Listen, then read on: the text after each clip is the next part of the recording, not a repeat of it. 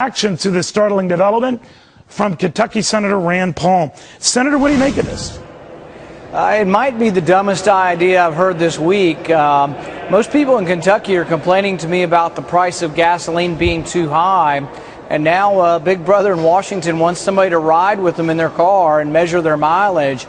I'm wondering who's going to ride in the car, a GPS or a microchip? How are they going to determine how many miles we're driving? And is it a good idea to raise prices? We're in the midst of a crisis where gas prices are rising dramatically. Now, by the way, Senator, we're trying to get Joseph Kyle, the microeconomics expert on the Senate, on the CBO, to question him more on this. But, you know, this trial balloon has been out there quite a bit, Senator. You and I have gotten into discussed this, how far it's moved along. I think it took up a little bit more currency today when the CBO attached its name to it. What do you make of it? Well, you know, I've actually been proposing the opposite. I was on the Senate floor today proposing a gas tax holiday to allow gas taxes to go down for 4 months this summer. And the government has an 18-cent federal tax. Now, the way I would make up for that so we don't deplete the Highway Trust Fund is I would take the money from foreign aid. I figure that we don't need to be building schools and bridges and roads in other countries or giving it to foreign leaders who often steal it for their own personal benefit. I'd rather keep that money here, but gas prices are hurting the consumer right now, and increasing taxes is exactly the wrong thing to do. Well, this goes beyond just a gas tax, right? I mean, and ironically, no matter the efficiency of the vehicle you're driving, whether it's a plug-in Chevy Volt or not, there's no difference in what you're paying in a tax like this. Now, Joseph Kyle, this Assistant Director for Microeconomic Studies, Senator, had said that this would be a way to increase the charges that users pay and promote more efficient use of our highway system. What do you make of that?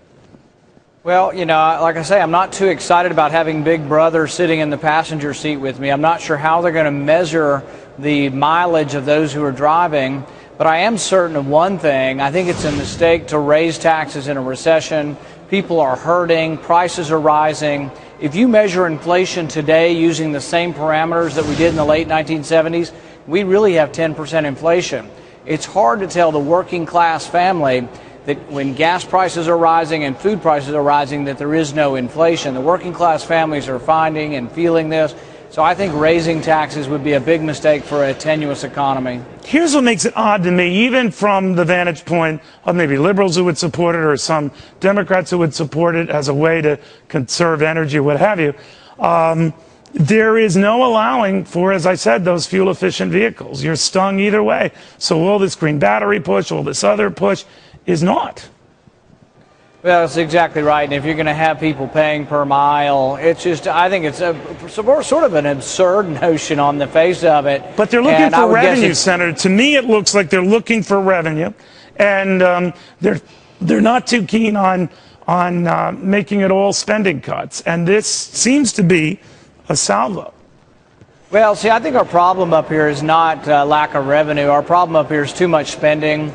Just 2 years ago or 3 years ago, we were spending 21% of our gross domestic product. Now we're spending 25% of our gross domestic product. So really our problem up here is we're spending too much money. And if you're looking for a compromise, the compromise is not to raise taxes. Well, they disagree, Senator. When I hear Tim Geithner on the wire saying new revenue raising will have to come, I'm quoting from a Dow Jones wire, obviously, ideas, whether they're specifically this one or others like them, are being entertained. Yeah, I think they are, but I think they're on the wrong side here. I mean, if you look at and take the pulse of the American public, they're not for raising taxes. They're not for raising the debt ceiling. The American public would like us to do something like a balanced budget amendment. 70 to 80% of people are for a balanced budget amendment, Republican, Democrat, Independent, and yet we never get it done up here. And I think that's the frustration with the American people. I don't think the American people want more taxes. They don't want to increase taxes on oil companies or gas or on your car mileage. American people want us to get our fiscal house in order, and that's why they're upset with us, because they're not doing our job. By the way, Senator Tim Geithner speaking at the Harvard Club in New York. He might be addressing this issue. If he does, we will go there and get reaction to all of this. But it did bubble up today, and that's why I wanted to pick your brain on it. Sir, I want to switch gears. Final question, without being in politics here or impolite.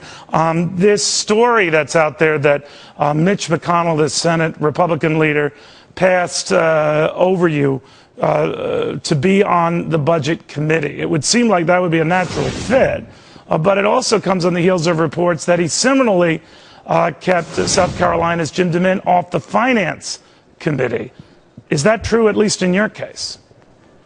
What I would say is that I have a very good working relationship with the senator. Mitch McConnell is from my state. We work together on a lot of things. Well, you weren't his original choice for the Republican nomination. We know that. And I know he did support you once you were the nominee. Were you passed up for this? Did he tell you you're not getting on that committee? No. And the thing is there are a lot of internal workings of how the committee assignments are decided. I really don't know exactly how the decisions are made. But the thing is I've been pretty happy, really, with the way I've been treated here by Republican leadership. And I think they've been fair to me. And the thing is I do get to voice my opinion. My opinion is not told that I can't or pushed aside and say, I feel like I am treated pretty fairly up here and that we do work together on a lot of things. But I think Senator, I have a distinct I don't mean to interrupt voice. you. You know, you're always a gentleman, as is your dad. But I'm reading into this. I remember when you came up with your $500 billion budget cut proposal, which was the only one that I saw with any amount of teeth in it. And to say nothing of Republicans and the president dismissing it, a lot of your Republican colleagues in the Senate dismissed it. So you get along with that bunch? Well, what I would say is, in general terms, there is a disconnect. There is a disconnect between the public, who is ready for a balanced budget amendment, between the Senate, where every Republican has signed on to a balanced budget amendment, and then to being for specific cuts. Yeah, but you did offer specific cuts, Senator. I'm not blowing you smoke. You did. You put pen to paper and said, all right, here are my ideas. I'm going to risk my political fanny here. And they all ran for cover. I'm saying that there is a problem. I'm not disagreeing with you. I just don't like to make it in personal terms. What I would say is that there is a problem. The example I've been using recently is actually from the House, where they had an amendment to cut out Amtrak rail lines that lose twice as much as they bring in. It was a couple $100 million, and 80 Republicans bailed on us, and we couldn't even cut $200 or $300 million.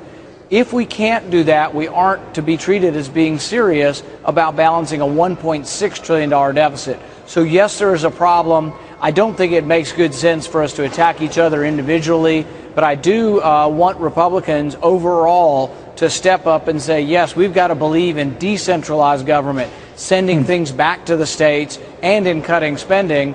And I will continue to do that. And I think in the end, that's what the American voter wants.